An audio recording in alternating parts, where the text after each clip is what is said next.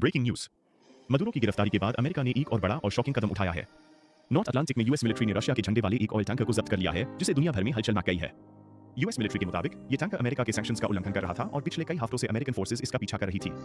ये टैंकर पहले बेला 1 के नाम से जाना जाता था, जो वेनेजुएला के पास यूएस कोस्ट गार्ड की बोर्डिंग से भाग निकला और अटलांटिक ओशन की तरफ भाग गया। आखिरकार 7 जनवरी 2026 को यूएस मिलिट्री और डिपार्टमेंट ऑफ होमलैंड सिक्योरिटी ने आइसलैंड के पास इसे सीज कर लिया।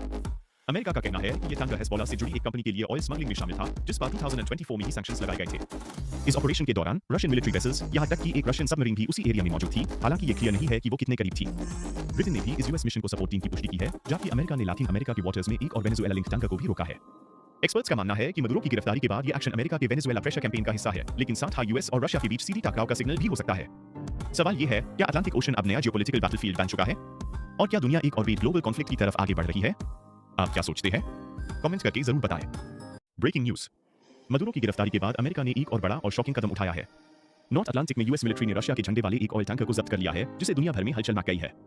यूएस मिलिट्री के मुताबिक ये टैंकर अमेरिका के सैंक्शंस का उल्लंघन कर रहा था और पिछले कई हफ्तों से अमेरिकन फोर्सेस इसका पीछा कर रही थी।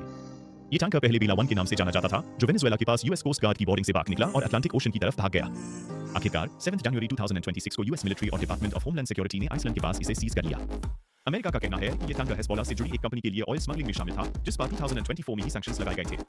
इस ऑपरेशन के दौरान रशियन मिलिट्री वेसल्स, यहां तक कि एक रशियन सबमरीन भी उसी एरिया में मौजूद थी। हालांकि ये क्लियर नहीं है कि वो कितने करीब थी। ब्रिटेन ने भी इस यूएस मिशन को सपोर्ट टीम की पुष्टि की है, जबकि अमेरिका ने लैटिन अमेरिका के वाटर्स में एक और वेनेजुएला लिंक टैंकर को भी रोका है।